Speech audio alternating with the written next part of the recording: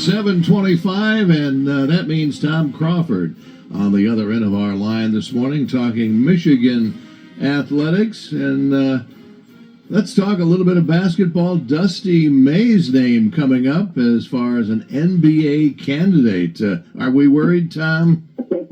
I'm not worried. And it's always great to be inside the cave. 52 weeks a year, 7:25 every Tuesday morning. No matter what time of year, always something to talk about related to Michigan football and basketball. Yeah, this comes up. I mean, this came up last year. I mean, I think the fact that Dusty admitted that at the as presser a couple weeks ago he had not signed his agreement that keeps the door open. I mean, he's making a ton of money at Michigan. He's basically king for the year.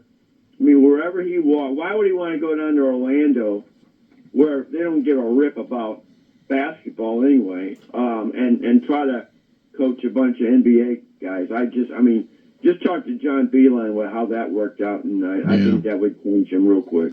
You haven't really seen too many college coaches be successful in the NBA. No, I mean, Pitino tried it. He tried twice. I don't know. I mean, there's been some.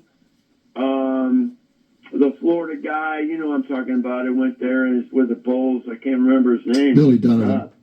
Billy Donovan. Yeah, I mean, it's been done, but NBA is just. I mean, I am so partial to college basketball, even with this all the grumpy old men complaining about players getting paid and everything like that. I just love the college game so much better than the NBA. I mean, I do like the playoffs. I didn't like it last night, but still, it's more passionate. Intercollegiate athletics is such a passionate-driven sport, and that's why I like it more. I was reading an article by our friend Trevor Woods, Mays and Brew, talking about since the year 2000, only 15 teams have made it back-to-back to the Final Four. It's tough to get back to the Final Four. Do you think Michigan has a chance this year? Of course, it's kind of unknown. We don't know what the roster is going to be looking like fully. Well, yeah, we don't know about the roster. We don't know about we can look at. I'm thinking about last year. I mean, at this time, we were still scratching our heads. You know, who's this Yaxel Lindeborg, and is he that good? And is Dusty going to be able to merge all these outside entities into a cohesive group? And obviously, he did to a level that can't be matched. But you just don't know, and you won't know until you get in the season. We didn't even know last year. Think about it, guys. Remember, they struggled in a couple exhibition games, and they struggled against Wake Forest down at LCA. Right. And finally they went to Mandalay Bay in Vegas, and they won 3 games over 3 notable teams. And suddenly, wow. I mean, we fell in love with this team in 3 consecutive nights. And from that point on, it was off to the races. But we just don't know. So, the fact it's in Detroit, that's intriguing and all that stuff. But I just love the fact he's coaching this team. I think he's the best coach in college basketball with the current system. He's like perfection in my mind. But even if he did leave, guys, Michigan is still Michigan, and I'm clearly confident they would get a high quality replacement. But I don't focus on is he going to go here or there. I mean, that stuff just going to come rumbling down the road all the time. Well, I don't think he's going anywhere anytime soon. I think he's got a great position, and I think he's locked in at Michigan. A couple things, Tom. The schedules are starting to come out in basketball. They're also kind of finalizing the football schedules, and not who they're playing, but the time that they're going to play. Yeah, isn't that crazy? It seems like Michigan, I know they haven't done a lot of the schedule, but it seems like you can count on Michigan playing at noon and Michigan State playing on Friday. That's a great takeaway, Mark. That's true. I mean, Michigan State in that Friday night game, so this is like toe meets leather. Oh, that was 1 o'clock with Bo Schembechler, right? Not noon. Didn't do the noon thing until TV came in. I like knowing ahead of time. It's great for playing. I love noon kickoffs. I mean, so does Pat Hayes. Yes. We both Well, because then we can get home and get a good night's sleep. We're not getting to bed too late for us old guys. But and it'll be hot on September 12th. You know that, and that might have fit well for Oklahoma on that September 12th game, which is going to be a critical game for Michigan football. I really think that's going to be where's the season going. Game 2. I mean, we're going to find out. We're going to be exposed to what Michigan has, I think, and you won't learn that much against Western, and then the schedule's tough. And Michigan State has got 2 winnable games, and then they go to Notre Dame. They'll find out what they're about. But I love knowing some of these times. It gets you excited. They're almost like news pegs. It's almost like design. Let's bring some attention to Michigan football or college football or college basketball with these news breaks. Yeah, hey, Michigan is going to be playing Duke at such and such place and whatever. I think there's almost like a drip, drip, drip, trickle thing in news content for sports that's made designed to keep that sport relevant even in the off season. Well, there's just 88 days left until kickoff on September the 5th. I'm counting it down, Tom. But that Oklahoma game is going to be interesting also, a noon kickoff. But also we have a former Michigan player, Cole Sullivan, who transferred there this last year. Yeah, he was one of my favorite players. Yeah. There was some, Jimmy Roller going on to the NFL, which is great. I mean, those 2 guys were a couple of my favorite guys because they were always, they were always at the point of attack of the play. It seemed like, just follow those guys and you can go right to the ball. And so we were all, and he got hurt. Cole Sullivan did, and that hurt Michigan. But that will be interesting, and that's the way it's going to be in college sports. So, what former player are we going to play against this time? Like Terrace Reed in the national championship game. It's going to be always somebody. When you got high-profile players moving around, it's going to be interesting. It's like AAU, but I don't mind it. I love it.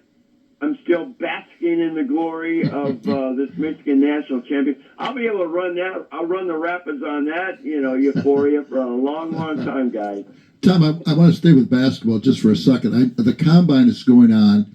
I know that Merez Johnson and Yaxel Lenneborg and Mara are all there. I'm assuming Elliot Cadeau is at the combine. I don't know that. I don't think so. He didn't go to the combine? No, he wasn't invited, I don't think. Okay.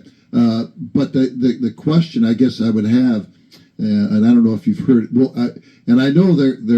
I know Merez Johnson's there because I've seen a social media clip of him testing on the vertical jump. But I would be a little surprised if Yaxel and Mara, maybe Johnson, play at the combine.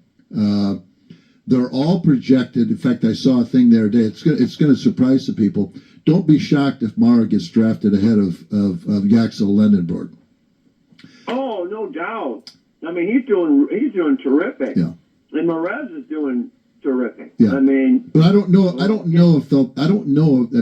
if you're a top 17 guy, I don't think there's any advantage for those guys to even play at the combine. Now maybe they will. I'd be surprised if they don't just test and get out of there. But this brings up an interesting point because I had on my podcast a local guy here, Travis Allen, who is the agent for Jeremiah Love, and he's out in Los Angeles. We're talking about Jeremiah Love did all of the combine stuff in the NFL because it's almost like you said, what do I have to hide? Why don't I just showcase what I can do? And that's why he nailed it. He knocked it out of the park. So these guys, that's an example of why hide things? Just go for it. Show you what you have and go from there. Because when you opt out, it's almost like you're hiding things. In other words, that's my opinion. So, but yeah, the wingspan of Adai Mara is just blowing people away, and as is Merez Johnson. I've heard that Merez Johnson measured 6'9", barefoot, and 251 pounds. But I think it's going to be interesting what Michigan can do in the NIL compensation department for Morez versus what he would get in the NBA. Because I'm hearing, well, he's not going to be a lotto pick. We pretty much know that. And he's not big enough to play the 5, so he's got to play the 4. When you play the 4 in the NBA, you've got to be able to shoot from the perimeter. That's just reality. And he has not developed that on a consistent basis. I've talked to Tim McCormick about this. He thinks he'd come back one more and develop that. He really could shoot up the charts. And I mean, Duncan Robinson made a lot of improvements between in his last 2 years at Michigan. I mean, and look how good he's doing. I think Morez would benefit from coming back. I'm saying that selfishly, obviously. That's intertwined in that. But, man, he's going to make a lot of money either way. That's for sure. Yeah. Well, moving back to football, interesting story here from down in Ohio. A 3-star, R.J. Day, son of head coach Ryan Day at OSU, didn't even get an offer from Ohio State, and he's committed to Northwestern. Interesting story there, Tom. Yeah, you know what? I've always thought of I know there's walk-on, situation, Dusty and Charlie May, and those are different. Those are separate. But I always thought that a kid playing for his dad, whether it's high school, whether it's college, it's just an awkward situation. I mean, it's a no-win situation. I mean, there was a guy out. I mean, you remember? Mark might not remember this, but there was a 5'5" guard named Gary Ganakis who played at Michigan State. Right. His dad Gus was yeah, and everything. Oh God, this 5'5" guy is playing college basketball. Oh, because his dad's the coach. But you know what? Gary was really good. He earned his stride. He earned his playing time. He played along with Mike Robinson. There are cases like that, but it's awkward. And I think it's outstanding that I think it's better that the kid goes somewhere else. And Northwestern's a great school. I think I wish him the best. Hey, Tom, I don't want to jump in here, but we're getting up close to the. We had a texter text us, so we want you to know that somebody's listening. Yeah, we got one listener. Well, no, he texted us. He said, and I don't know where his source, but he said Morez Johnson NBA Draft Combine results among the forwards, pro lane drill, which would be sliding. He was number 1. These are the amongst the forwards. The three-quarter court sprint, he was first. Shuttle run, he was second, and the no step vertical jump third, and the max vertical jump first. That's pretty good. Doesn't shock me. Doesn't shock me. Those are analytics. I mean, there's been a lot of guys that can jump over the moon that couldn't play in the NBA, but yeah. Well, you talked about. I've talked about Morez. I mean, Pat probably tired of me talking about him. I mean, this guy.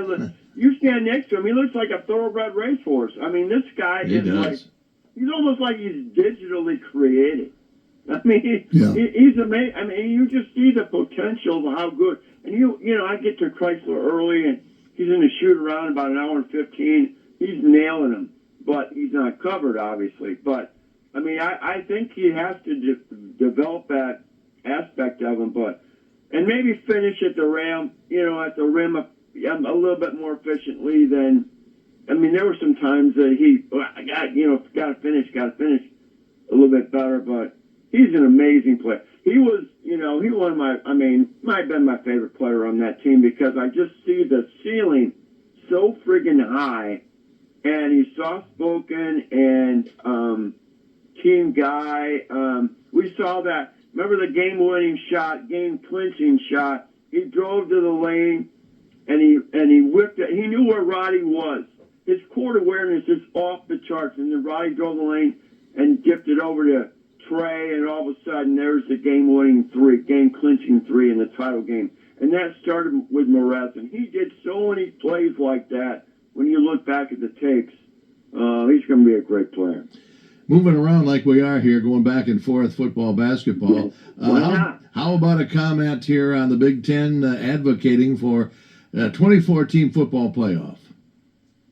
Well, that's money grabbing Tony Pachetti, which, I say that, as a negative, but he's making a lot of money for, and he's a TV executive. So, no, I don't, I've stated that. I mean, it's 16 max. Because your bowl games are probably going to be dissolved anyway. I mean, if you're going to go 24, why not go 32? I mean, let's just do the old basketball thing. I mean, I don't understand where this, why they, just keep hopping up. 16, end at 16, and just stay with it. Just like they should stay with 68, or they should stay with 64 in college basketball. They went 68. Now it's going 76. It's more, and then dilutes it a little bit. Why not let well enough alone? I think the 12 thing is working out just fine. Although I do not like the buys. I do not like buys. I think they hurt the teams that are in the buy. We've seen this at all levels. So stop at 16. All right. And Tom, you're on the air every day with your podcast, and you have some interesting guests. And tell us about how folks can get a hold of your content. Oh, I appreciate that, Pat and Mark. Yeah, go out to Tom's Cake Community. All one word. It's on the YouTube channel. Give me a like. Give me a subscribe for free. I really appreciate that. Got some clips from our show the other night talking about Michigan State football. They're going to be posted up on there as well as on Facebook. And as always, I love being on Inside the Cave. This is the highlight of the week, guys. I'm not just blowing smoke.